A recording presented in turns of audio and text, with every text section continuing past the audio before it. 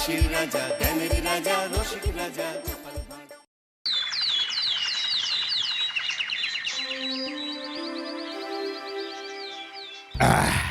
তাহলে মন্ত্রী সব কাজ ঠিকঠাক ভাবে করে এসেছো, তাই তো?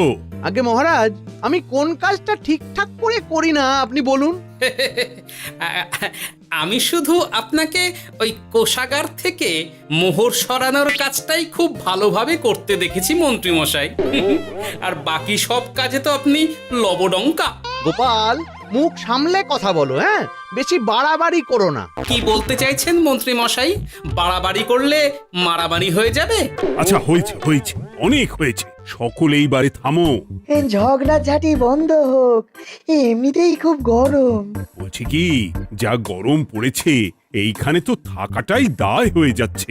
উফ, আর যে পেরে উঠছি না। মনে হয় আপাতত এখান থেকে কদিনের জন্যে।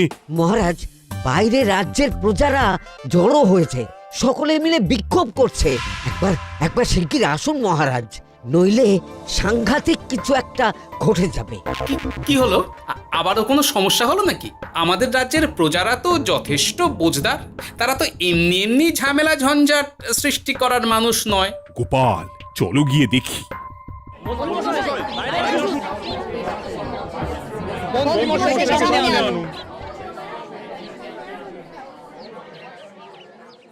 কি ব্যাপার, তোমাদের কি সমস্যা হয়েছে? এইভাবে বিক্ষোভ করছো কেন? মহারাজ, মন্ত্রী মশাইকে সামনে আনুন, তারপর বলছি কি হয়েছে না হয়েছে। সেরেছে। আরে, আমাকে ডাকছে কেন? আচ্ছা, বলছি তোমরা একটু শান্ত হও। আমি বুঝতে পারছি তোমরা কিছু একটা কারণে খুবই অসন্তুষ্ট হয়েছো, তাই সেই জন্য বলছি আগে শান্ত হও, তারপর বলো মন্ত্রী মশাইকে কেন খুঁজছো, উনি কি করেছেন? গোপাল দাদা, তুমি তো জানোই রাজ্যে যা গরম পড়েছে, তার জন্য খাল বিল পুকুর নদী নালা একেবারে শুকিয়ে গেছে, চারিদিকে জলের হাহাকার। হ্যাঁ হ্যাঁ, সে তো জানি। গত সপ্তাহে এই সমস্যার কথা জানিয়ে মহারাজকে অনুরোধ করে গিয়েছিলাম যে রাজ্যের বাঁধটা যাতে খুলে দেওয়া হয়। কেন? আমি তো তোমাদের কথা রেখেছি। আমি তো দুদিন আগেই মন্ত্রীকে পর্যাপ্ত পরিমাণে মোহর দিয়ে বাঁধ খোলার কাজে পাঠিয়েছিলাম। কেন, উনি কি বাঁধ খোলেননি? সেইটা ওনাকেই জিজ্ঞাসা করুন। গত দুদিনে উনি তো বাঁধ খুলতে আসেনি, উপরন্তু আমরা ওনাকে ডাকতে গেলে উনি আমাদেরকে তাড়িয়ে দিয়েছেন। সে কি, এ তো ভারী অন্যায়। দুদিন ধরে অপেক্ষা করে আর না থাকতে পেরে আজকে আমরা এখানে এসেছি। এই অবস্থা আমরা কি করব? যদি আমাদেরকে আমাদের রাজ্য সাহায্য না করে তাহলে কোথায় যাব আমরা? ছি ছি ছি, আমি তো ভাবতেই পারছি না। মন্ত্রী, এই মন্ত্রী! মহারাজ, মন্ত্রী মশাইয়ের ব্যাপারটা পরে দেখে নিচ্ছি, আগে এদেরকে শান্ত করেই চলুন। মনে রাখবেন, প্রজারা একবার বিপক্ষে চলে গেলে কিন্তু খুব মুশকিল হয়ে যাবে। শোনো সকলে, তোমরা আজকের দিনটা একটু কষ্ট করো। আমি কথা দিচ্ছি, কাল সকাল হলেই বাঁধ খোলার ব্যবস্থা করব, ঠিক আছে? ঠিক কথা বলেছো তো গোপাল দাদা। দাদা বলে যখন ডাকো, তখন দেখো এই দাদা তার ভাইদের কিছুতেই নিরাশ করবে না। শুধু আজকের দিনটা একটু চেয়ে নিচ্ছি, ব্যাস। ঠিক আছে, আজকে আমরা চলে যাচ্ছি, কিন্তু কালকে কিছু না হলেই। কোনো কিন্তুরই জায়গায় নেই পুঁটির বাবা। আর তোমরা আর রাগ করো না। চিন্তা করো না, সকাল হলেই সাঙ্গ পাঙ্গ নিয়ে আমি বাঁধ খোলার কাজে নেমে যাব।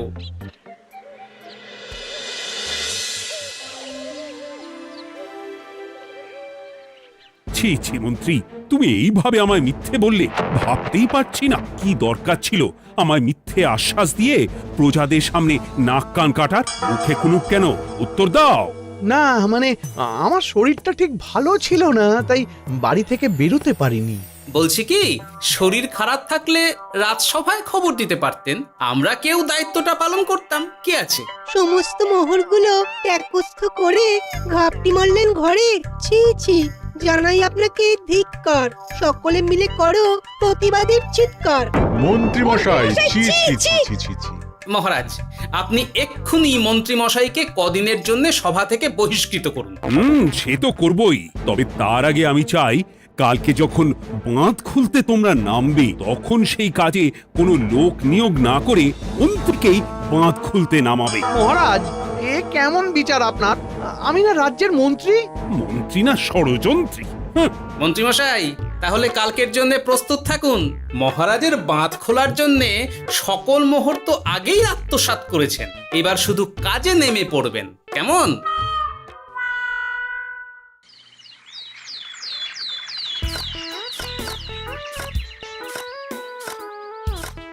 গোপাল এইবারে ছেড়ে দাও, আর পাচ্ছি না। এত সহজে হাল ছাড়লে হবে বলুন? এই কে আছো? ওই শাবল কোদালগুলো দাও, আমি এদিকটায় খুঁচিয়ে দিই। সভাকবি, বিজ্ঞানী, এসো এসো এসো, হাত লাগাও। সবে মিলে করি কাজ, বাঁধ খোলা হবে আজ। বাঁধ খোলা হবে আজ, মন দিয়ে করো কাজ। একদম, হাত লাগাও, জোর লাগাও। গোপাল দাদা, সভাকবি, বিজ্ঞানী দাদা আর আর বাকি দাদা ভাইরা আসুন আসুন, সকলে একটু শরবত খান। আমাকেও একটু শরবত দাও। মোহরগুলো খেয়েও তৃষ্ণা মেটেনি বুঝি? বাঁধ এক্ষুনি খুলবে, প্রজাদের সব জ্বালা জুড়োবে। বাঁধ খুলে গেছে। আমাকে বাঁচাও, আমাকে বাঁচাও। কোনো সময় ভুল করলে নিজেই সেই ভুল শুধরে আবার ফিরতে হয়। আপনিও তাই করুন মন্ত্রী মশাই, নিজে নিজেই উঠে আসুন। চলো সকলে। গোপাল, তুমি তোমার সাথীদের নিয়ে যা করলে সত্যি ভাবাই যায় না। মহারাজ, নিজেদের রাজ্যের সমস্যায় নিজেরাই কোমর বেঁধে নেমে সমস্যার সমাধান করেছি, পরিস্থিতি মোকাবিলা করেছি। এর জন্যে আপনি এমন করে বলবেন না। ওহ, তোমরা না থাকলে যে কি হতো। মহারাজ, আমরা আছি তো, এত ভাববেন না আপনি।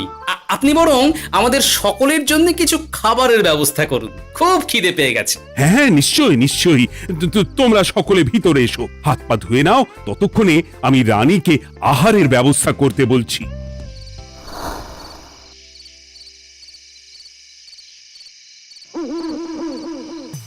ওমা গো, ওমা বাঁচাও, কি শরীর খারাপ তাই না লাগছে গো। একে গিন্নি, বাবারে, কি হয়েছেটা কি? ও, তুমি এইভাবে এখানে শুয়ে কাতরাচ্ছ কেন? বলি তুমি এসেছো? হ্যাঁ, এই তো আমি চলে এসেছি।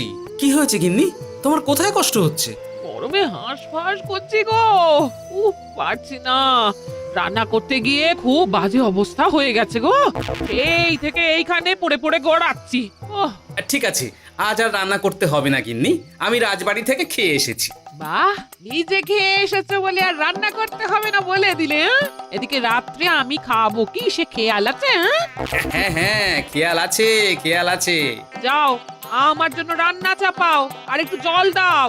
দেখো, এত গরম পড়ে কৃষ্ণনগরের অবস্থা শোচনীয় হয়ে গেছে। বয়স্ক লোকেরা কোনো কাজই করতে পারছে না। সত্যি তো, এই গরমে রান্না করাটা খুবই কঠিন গিন্নি। কি বললে? আমি বয়স্ক লোক? আমার বয়স হয়ে গেছে, তাহলে নিজে কি? না না গিন্নি, আমি তোমায় কিছু বলিনি। আমি গোটা কৃষ্ণনগরের সাধারণ বয়স্কাদের উদ্দেশ্যেই কথাটা বললাম। তোমার তো বয়স হয়েছে বলে মনেই হয় না গিন্নি। ও তাই বলো?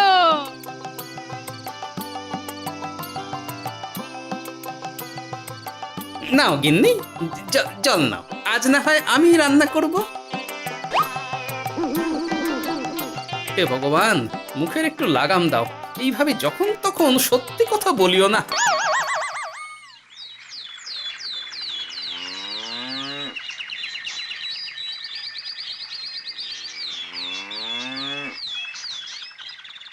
গোপাল দাদা, ও গোপাল দাদা, একবারটি বাইরে এসো, মহারাজ জরুরি তলব করেছেন। আবার কি হলো গোপাল দাদা, গিন্নি? একবার ও বাইরে গোপাল গিয়ে দাদা। দেখে আসি, বুঝলে? পেয়াদা এসে অনেকক্ষণ থেকে ডাকছে। গোপাল দাদা, আচ্ছা, গিয়ে গোপাল দেখো। দাদা।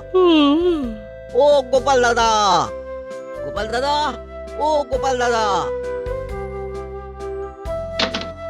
আরে তুমি এক্ষুনি একবার প্রাসাদে চলো, রানীমার খুব শরীর খারাপ করেছে, মহারাজ তোমাকে খবর দিতে বললেন। ঠিক আছে, তুমি যাও, আমি আসছি।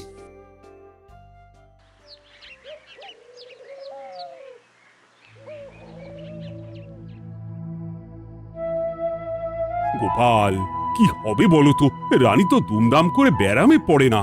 মহারাজ, ভয় পাবেন না, আমরা আছি তো। বৈদ্যকে পরীক্ষা করতে দিন, দেখি সে কি বলে। মহারাজ, অতিরিক্ত গরমের জন্যে শরীরটা খারাপ হয়েছে। আসলে উনি এই তীব্র দাবদাহ নিতে পারেননি।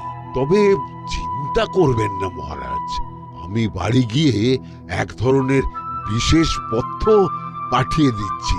রানীমা খেলেই সুস্থ হয়ে উঠবেন। মহারাজ নিজের কানেই তো শুনলেন, রানীমার তেমন গুরুতর কিছু হয়নি, চিন্তা করবেন না। বৈদ্যর ওষুধে উনি সেরে উঠবেন। যাওয়ার আগে একটা কথা বলে যাই, গরমের এই দাবদাহ কিন্তু আরো ভয়ঙ্কর হবে, তাই সকলে খুব সাবধানে থাকবেন। শরীর যাতে ঠান্ডা থাকে এমন হালকা পাতলা খাবার খাবেন। আসি, রাজসভায় দেখা হবে। মহারাজ, বৈদ্যমশাই কিন্তু এটা ঠিক বলেছেন, গরম আরো বাড়বে, তাই দুজনেই খুব সাবধানে থাকবেন, কেমন? গতকাল তো আমার গিন্নিও গরমের চোটে কুপোকাত হয়ে গেছিল, শেষমেশ আমাকে বাড়ি গিয়ে রান্না করতে হলো আর কি। ও বাবা, তাই নাকি? তাহলে তো খুবই চিন্তার ব্যাপার। আচ্ছা মহারাজ, আমি তাহলে এখন আসি, আবার রাজসভায় দেখা হবে। এই গরমে আর এখানে থাকতে পারছি না, বলছি কদিনের জন্য না একটু অন্য কোথাও গেলে হয় না গো? গিন্নি, এই গরমে ঘরেই থাকো, অন্য কোথাও যাওয়ার মোটে নাম করো না। বাইরে বেরোতে গিয়ে যদি কোনোভাবে গরম হাওয়া শরীরে লেগে যায় তাহলে বিপত্তির আর শেষ থাকবে না গিন্নি। কিন্তু এখানেও তো যা গরম পড়েছে, পচে গলে মরে যাই আর কি। উফ গিন্নি, দয়া করে এইসব বাজে কথা বলা বন্ধ করো তো, আমার আয়ুর থেকেও তোমার আয়ু দীর্ঘ হোক। বাহ, তুমি এসব কথা কোথা থেকে শিখলে গো? হুম? এই তো তোমার থেকে আর কি। গোপাল, গোপাল, রাজ্যের অবস্থা খুবই বেহাল, এই সবই আমাদের পোড়া কপাল। আরে সভাকবি, কি হয়েছে? তোমাকে দেখে তো মনে হচ্ছে তুমি কিছু... বিজ্ঞানী মহারাজ দুজনেই অজ্ঞান, ঘটি ঘটি জল ঢেলেও ফেরাতে পারেনি তাদের জ্ঞান। কি বলছো কি? তা তুমি এই ব্যাপারটা জানলে কি করে? গিয়েছিলাম একটু আগে বিজ্ঞানীর বাড়ি, গিয়ে দেখি লোকজনের ভিড় সারি সারি। সে কি? শুনলাম মহারাজ তাকে কিছু বলতে এসেছিলেন, তারপরে দুজনে বাইরে বেরিয়ে আসতেই অজ্ঞান হয়ে গেলেন। মহারাজ বিজ্ঞানীর বাড়ি গিয়েছিলেন, তাও আবার রানীমাকে ছেড়ে? রাজবৈদ্য কত করে বললেন এই সময় যখন তখন ঘরের বাইরে বেরোবেন না, কে শোনে কার কথা? আমার মনে হয় মহারাজ তেমন কোনো গুরুত্বপূর্ণ কিছু কথা বলতেই বিজ্ঞানীর বাড়ি গিয়েছিলেন। গরম কমানোর উপায় আলোচনা করতে হয় তো গিয়েছিলেন। আমাদের মহারাজ তো নিজের চোখেই দেখেছেন এই তীব্র গরমের চোটে রাজ্যের কি অবস্থা, কি অবস্থা। ঠিক বলেছো গিন্নি, আমার এই কথাটা তো মাথাতেই আসেনি। ধন্যবাদ গিন্নি, অসংখ্য ধন্যবাদ তোমায়। আমায় পরে ধন্যবাদ জানিও। হ্যাঁ, এখন আর দেরি না করে বৈদ্য মশাইকে সঙ্গে নিয়ে বিজ্ঞানী মশাইয়ের বাড়ি যাও। হ্যাঁ,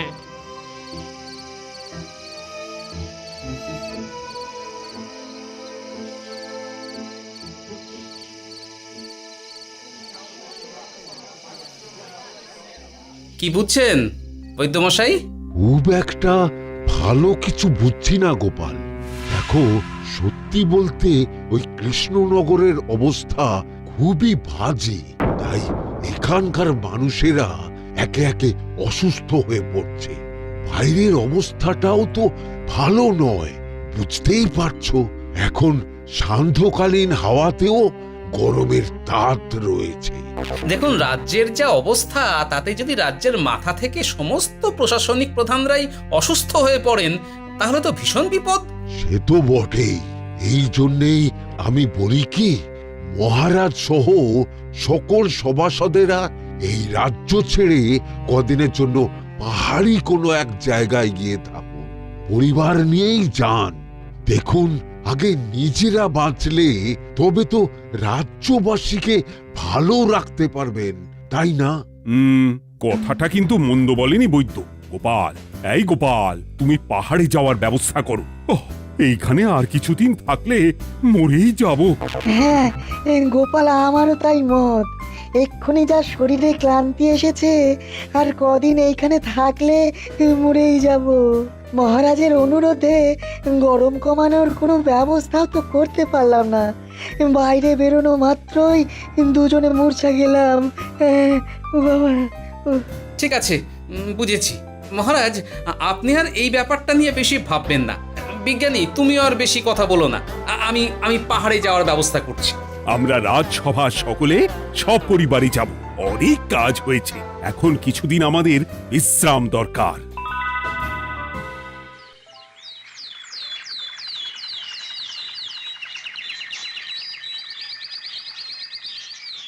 এ কি গোপাল, মন্ত্রীকেও তুমি আমাদের সঙ্গে নিয়ে যাচ্ছ? আহ, তুমি কি সব ভুলে গেছো? মহারাজ, আপনি খামোখা উত্তেজিত হবেন না। আপনার শরীরটা কিন্তু ভালো নেই। আর মহারাজ, আপনার রাজ্যে বাস করে আপনার থেকেই শিখেছি বিপদের দিনে পরম শত্রুকেও দূরে ঠেলতে নেই। গোপাল এটা ঠিক কথাই বলেছে। যতই হোক, উনি তো আমাদের মন্ত্রী, তাই এই বিপদের দিনে ওনাকে ফেলে যায় কি করে বলুন তো? সত্যি গোপাল, তোমার তুলনা নেই। ঠং, সবই নাম কেনার চেষ্টা। গোপাল, চলো এইবারে রওনা দিই। বলছি, খাবার দাবার আর জলের কলসিগুলো উঠেছো তো? হ্যাঁ, খাবারের পাত্রগুলো আপনার জিম্মায় থাকবে, আর জলের কলসিগুলো আমি সামলাবো।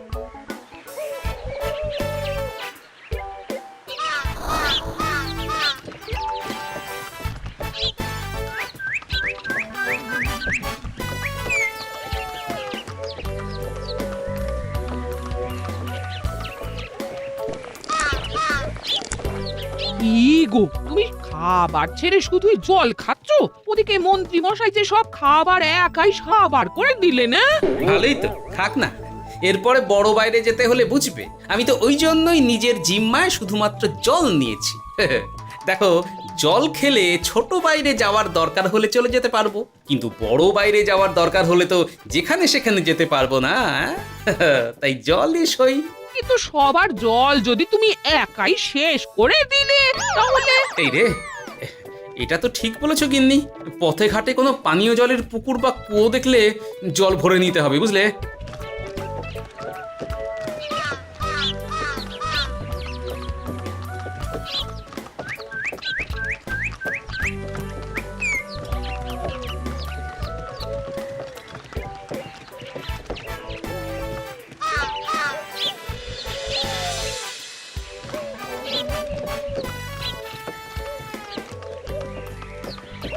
সকলে আসুন, দেখুন দেখুন, মহারাজ আবার মূর্ছা গিয়েছেন।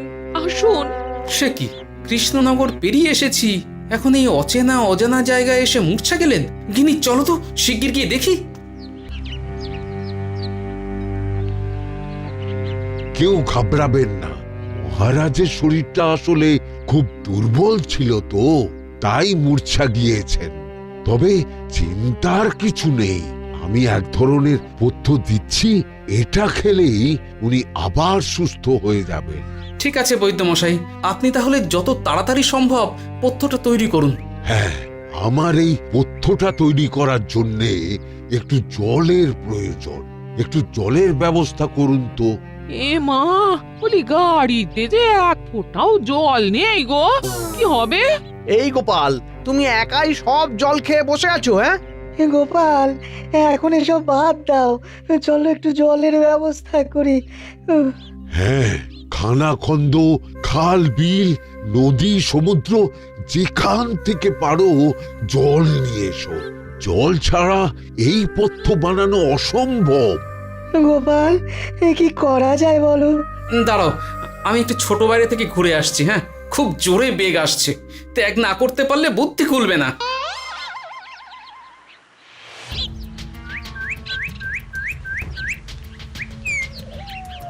ওদিকে একটা পাত কুয়ো দেখতে পাচ্ছি মনে হচ্ছে।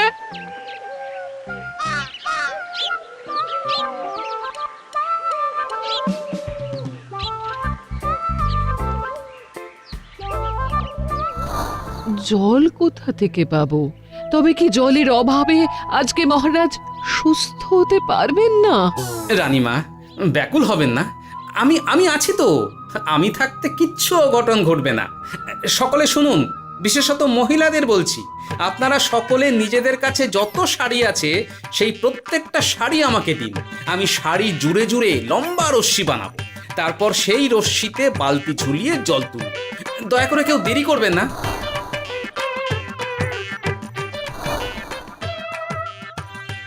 এই নাও আমার 5খানা শাড়ি। হ্যাঁ, এই নাও আমার 10খানা শাড়ি।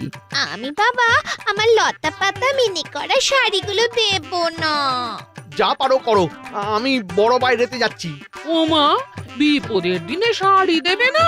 গায়ের জোরে নিয়ে আসবো। হ্যাঁ,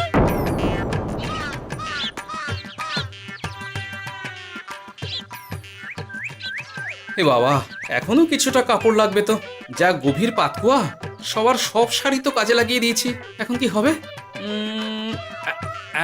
আরে ওই তো কার একটা ঝোপের কাছে ধুতি পড়ে রয়েছে, যাই ওইটাই নিয়ে নি। এই গোপাল গোপাল, আরে করো কি, ওটা তো আমার ধুতি। আরে আরে আমি এই ঝোপে বড় বাইরের জন্য এসেছি।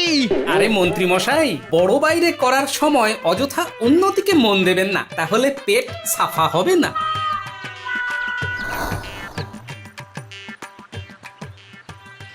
গোপাল, তুমি ছিলে বলে এই যাত্রাতে রক্ষা পেলাম। ভগবান তোমাদের অনেক অনেক মঙ্গল করুক। এই দেখো না, ওরা না আমার লতা পাতা আঁকা শাড়িগুলো নিয়ে নিয়েছে। হাসির রাজা জ্ঞানের রাজা রসিক রাজা গোপাল